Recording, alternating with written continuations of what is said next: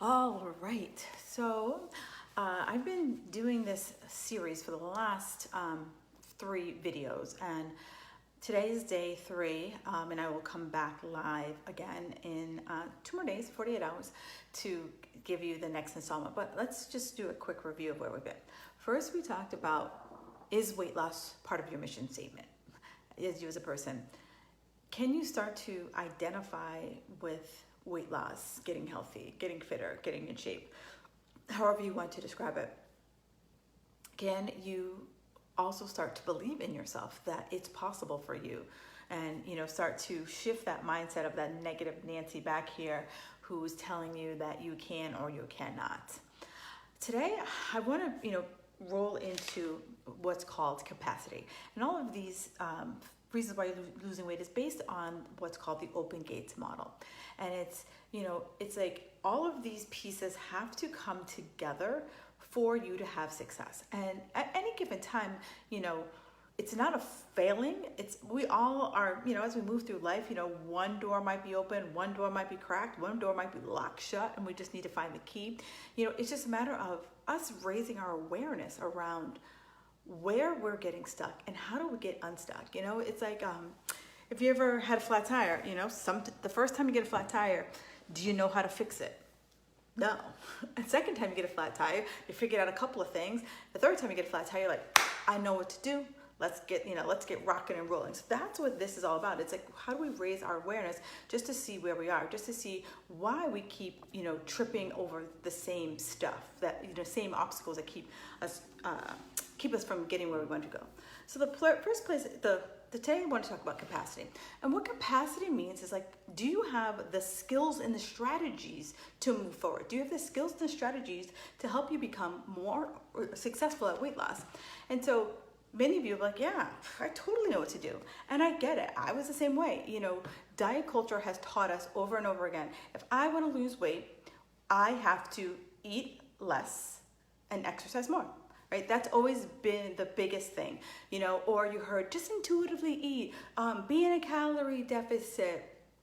If I go to the gym, I can burn it off. We've all heard all of those things, yet we do it and we're like, oh, that didn't work.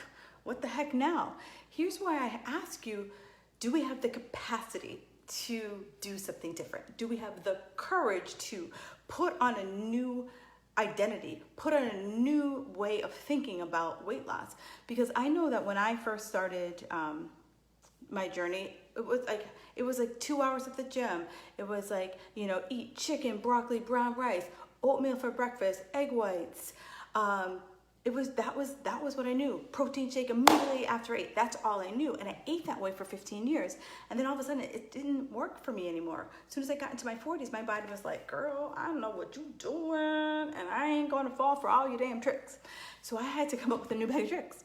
And I know a lot of my women over 40 are like, yeah, the same shit, it ain't working no more. So here's where we have to tell ourselves, like, I can continue down the same path and expecting a different result. Or I could say, you know what, now's the time for me to look at different strategies. Now's the time for me to experiment, to find a different path. And so one of the biggest things I had to do was I had to start by coming back and tracking my food. Now, I know so many people are like, oh, that sucks, that's tracking my food. But for me, it was kind of like your bank account. So many people, like, you get a text that says, X number of dollars was spent on your credit card. You get a text that says your balance is this. You get a text that says your balance is low or high or whatever. We get alerts all the time about our money, but we don't get alerts a lot about our food. So the first place I always challenge my clients is like, let's just see where we're eating. It could be easily just you writing it down. And if you are happy with where you are, great, let's stay there. But if you're not happy with where you are, we got to start somewhere, because as a coach, we can't come in with some I can't look at you and be like, you need to eat this amount of calories. I can't do that. And if someone tells you that they can, they're lying.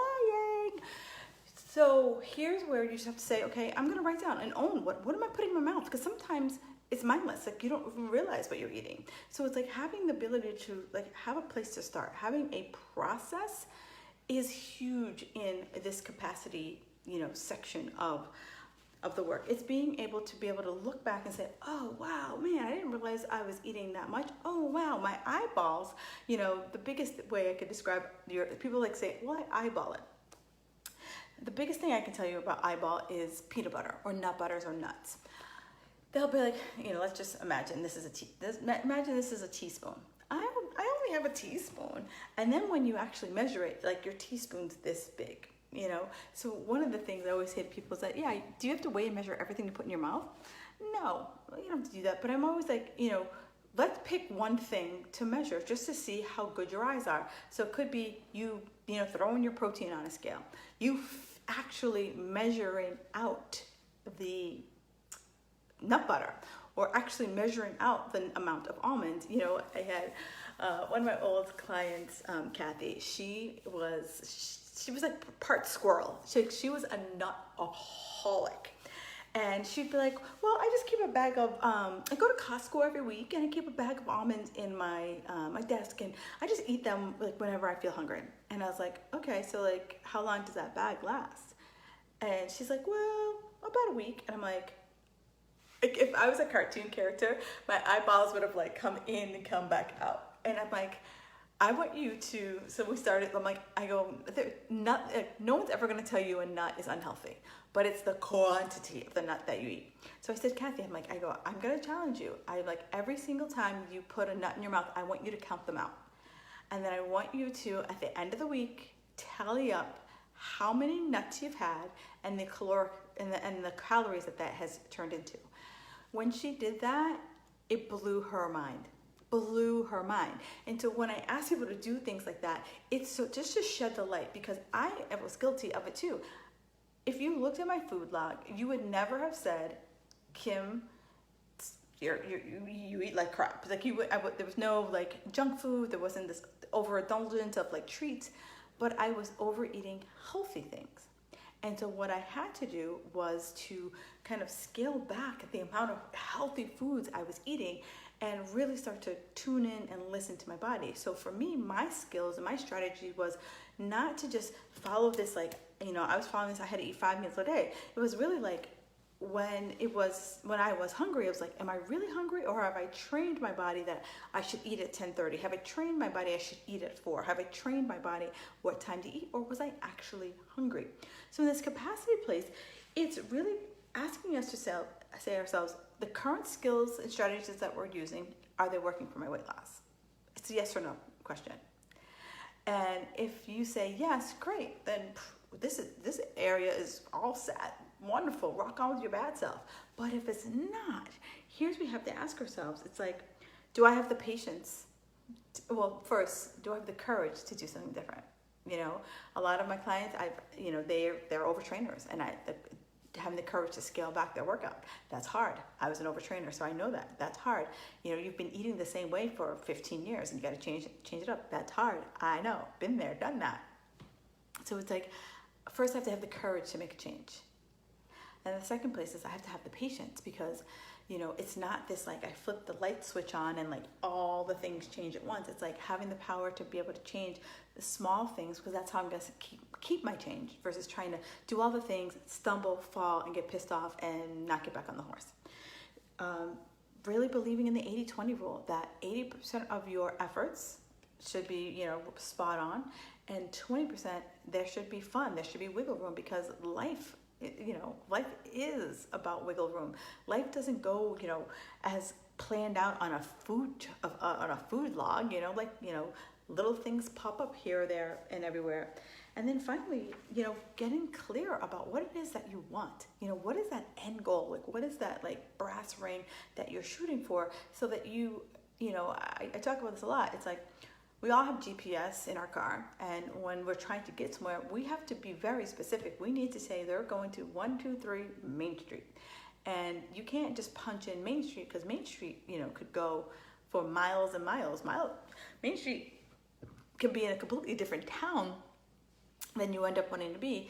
And so that's the same thing with your goal. You have to be specific, like, this is where I want to go. So that way you can create the skills and the strategies to be able to get there. And guess what? Stay there. Ultimately, that is what you want to stay there. that ultimately, that is what you want to stay there. So, have you fully considered, are you committed to just continuing to beat your head against the rock? Or do you want to get lasting results? And if you want to get lasting results, it might require you, actually, no, not might, let's scratch that. It requires you to do different. It requires you to think different. And it doesn't have to be this wholesale change. It could be one little thing, start small and work your way up to the top. So that is capacity for today. So then I'll come back in 2 days and we'll talk more about habits. All right. If you have any questions, do me a favor, leave them below and I will answer your question or comments. Enjoy the rest of your day.